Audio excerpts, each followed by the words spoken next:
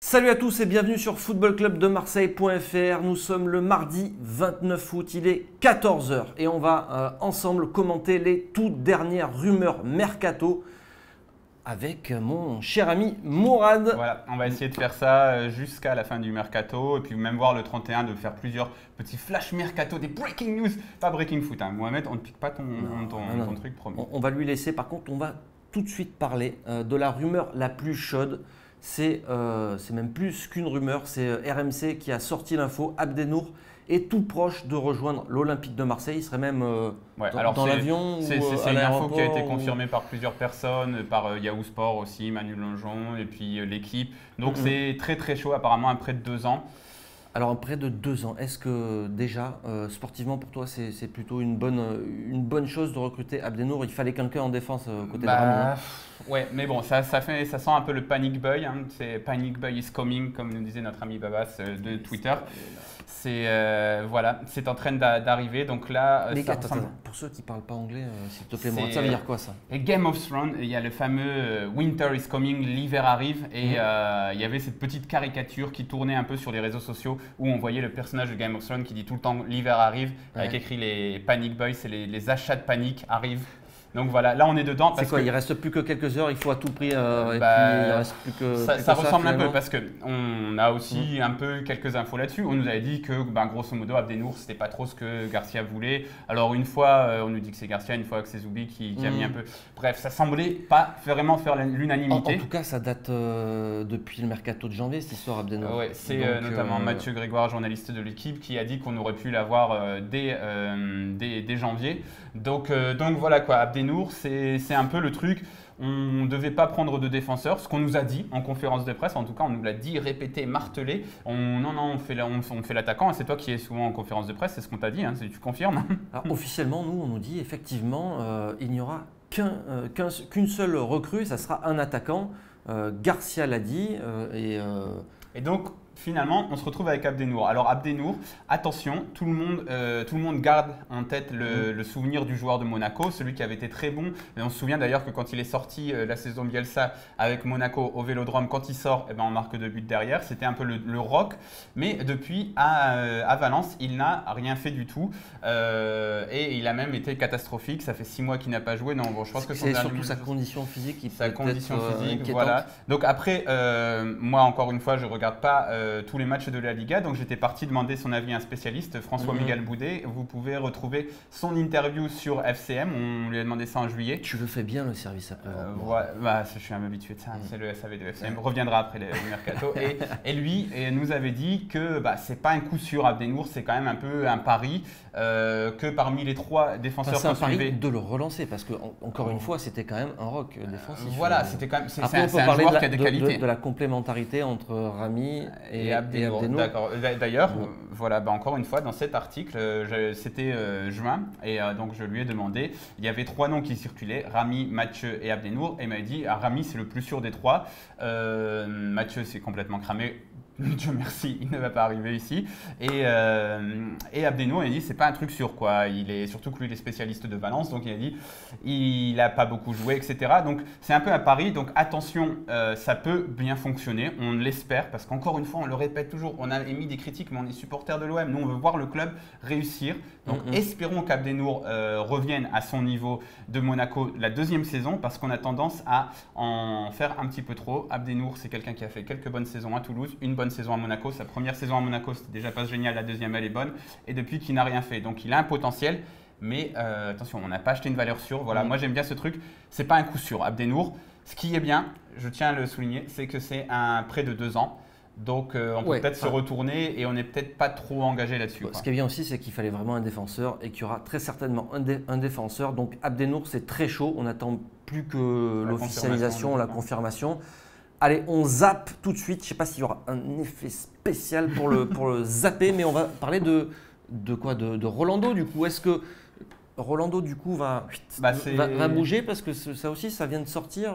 C'est ce que nous rapporte l'équipe. Alors, l'équipe dit que c'est l'équipe. Ouais. En tout cas, c'est peut-être que d'autres sources l'ont dit. On s'excuse auprès de nos confrères si d'autres Canal Plus ont eu ce truc aussi. Mais voilà, ça rebondit un peu sur l'info de Canal où Paga avait expliqué que Rolando, il était peut-être un peu sur le départ. Ça nous avait tous surpris. C'était quand c'était pendant le match contre Dom Jalé, il me semble. Et là, l'équipe dit qu'avec l'arrivée d'Abdenour, le bon Rolando, il se pose des questions sur la fin de sa carrière. Il n'a plus qu'un an de contrat. Il se dit, est-ce que c'est pas le moment d'aller chercher quelque chose d'autre? On sait qu'il avait des opportunités ailleurs. Donc voilà, après, c'est quand même un taulier de Rudy, Rolando. Donc à voir. Mais attention. Donc peut-être une petite porte qui s'ouvre pour Rolando, d'autant plus qu'on le sait, il faut des départs à l'Olympique de Marseille. Si on doit avoir aussi des recrues. Après les panic boys, on pourrait avoir écrit aussi dans les des papiers officiels. On en parlera peut-être une nouvelle fois. Alors par contre, on zappe. Et on passe à la… Alors juste un petit truc, je voudrais dire qu'il faudrait faire gaffe parce que là on a parlé des panic boys, donc les achats de panique. Il faudrait faire gaffe à ne pas avoir des panic sell parce que si après les panic boys on a les panic sell, parce que Rolando apparemment on voulait plus ou moins le garder. Mon Cabella, ça me paraît pas aussi être le moins bon joueur de l'effectif, on va aussi le faire partir. Et il y a en plus peut-être un Bouna aussi qui peut se trouver une petite porte de sortie. Allez, on zappe. Zap. Il faudra que tu me donnes l'effet. Parce que je ne sais pas s'il sera au montage, on ne l'a pas acheté encore. Alors, on va parler de deuxième grosse rumeur du jour, c'est Aboubacar. Vincent Aboubacar. Alors, nous, on vous en parle depuis déjà quelques semaines. Donc, Foot Mercato, aujourd'hui, nous apprend qu'il y a eu une deuxième offre de l'Olympique de Marseille. 17 millions 17 millions, ouais, c'est 17 ça. millions d'euros. C'est passé. C'est passé pour Porto qui en demanderait 20 minimum. Alors, Aboubacar, grand attaquant ou pas grand attaquant? Alors, on va faire un peu l'historique de cette rumeur. On fait l'historique d'abord. Alors, il y a plus d'un mois, le 24 juillet, on reçoit cette info d'une source qu'on sait sûre, qui nous dit « Dossier Aboubacar bouclé à 80%. » Personnellement, c'est moi qui dis non, c'est du bidon. On est le 24 juillet, c'est pas possible. J'essaye de me renseigner, j'appelle son agent, je le sens pas trop chaud. Donc on sort l'info sans faire de grands trucs. On fait ça. On nous a parlé d'un dossier Aboubacar qui serait bien avancé, qui serait à 80%. Non, c'est ça. C'est pour ça que nous on n'a pas dit ficelé parce que quand on a eu son agent. Après, c'est encore une fois le jeu des agents. On a eu son agent au téléphone qui nous a dit non, mais je parle pas de ça et tout. On dit non, mais il y a des trucs et tout. Non. Bon, on a senti que lui, il n'était pas chaud du tout. En même temps, c'est le jeu des agents. Donc, il y avait l'agent qui avait l'air d'être pas très chaud.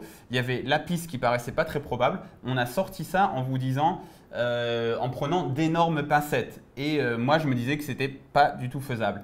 Résultat, 2-3 semaines après. Et pourquoi tu disais ça ? Parce que dans ta tête, parce que le 24 juillet, il fallait un grand attaquant et que tu pensais avoir. Voilà, et qu'on se disait qu'au niveau de la communication, le 24 juillet, on se disait encore que si le grand attaquant c'était Aboubacar, ça ne pouvait pas passer.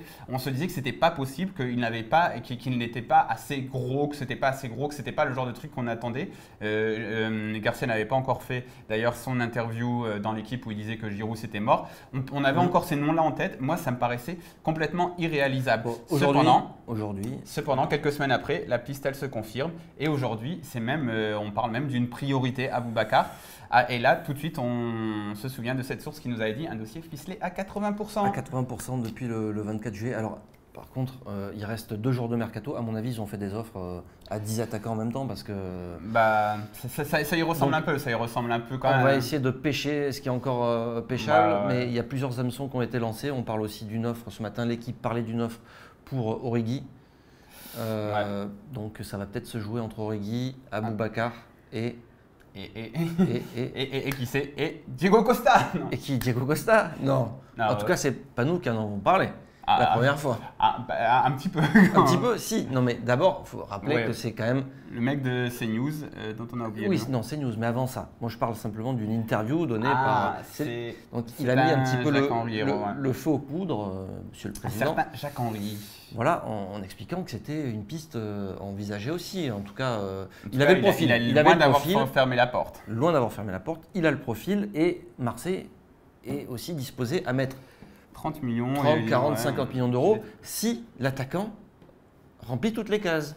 Voilà. Et donc ça en est où, s'il te plaît, Diego Costa? Et bien justement, on vous a parlé de cette fameuse source qui nous a parlé d'Aboubacar le 24 juillet. Et hier sort cette info du journaliste de CNews, dont je ne me souviens plus le nom, on s'excuse auprès de lui, que Rudy Garcia aurait refusé Aboubacar. Donc on essaye de s'activer un petit peu, on se dit mais encore une fois, je reçois cette info, je me dis mais c'est pas possible, c'est comme Aboubacar, je me dis mais c'est absolument pas crédible. Un petit peu de jugeote, les mecs, c'est pas possible.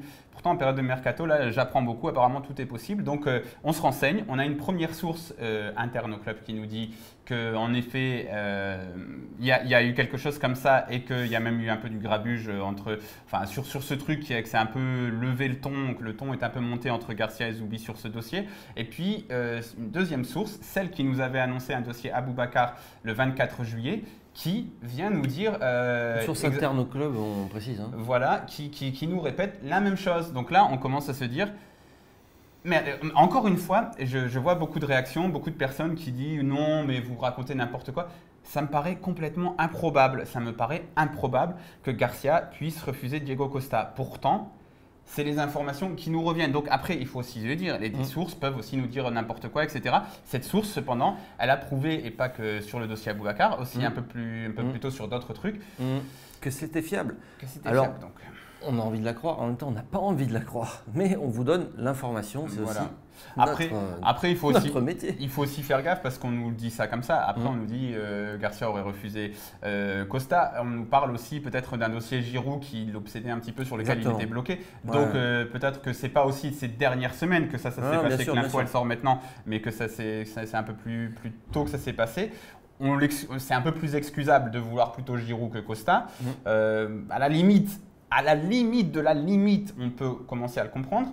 Et ensuite aussi, peut-être que ça n'a pas été un refus aussi clair, peut-être aussi… en tout cas, c'est ce qu'on nous a dit, quoi. Moi j'arrive pas à y croire. À mon avis, c'était un dossier qui était là courant février. On lui a donné un objectif d'apprendre le français en 3 mois. Il a passé un test là récemment et il n'a pas répondu. Il n'était pas à 2, il n'a pas réussi certification. J'étais prof de français en Ukraine, Diego. Si tu veux, je te donne des cours. En plus, c'est espagnol, entiendo. Je pense que ça va être la fin de ce petit flash mercato. Ah, je pense pas. Non, tu as quelque chose d'autre à rajouter? Je pense pas, parce que c'est réalisé. Donc, comme on vous l'a dit, à 14h et juste avant de tourner cette émission, petite news glissée par Florent Germain d'RMC. La piste William Vainqueur aurait été relancée, début des négociations. Ok. Donc, retour de William Vainqueur. Moi, ça me plaît, toi, ça te plaît moins. C'est une info qui risque de plaire à beaucoup de supporters parce qu'il est très apprécié à l'Olympique de Marseille. Il a mérité son… Moi, je comprendrais pas ce retour-là. Et surtout, je pense que Zubizarreta… Mais parce que toi… Personne ne le veut à l'Olympique de Marseille, non, c'est pas possible. Après, ça sera peut-être l'objet d'un débat post-mercato.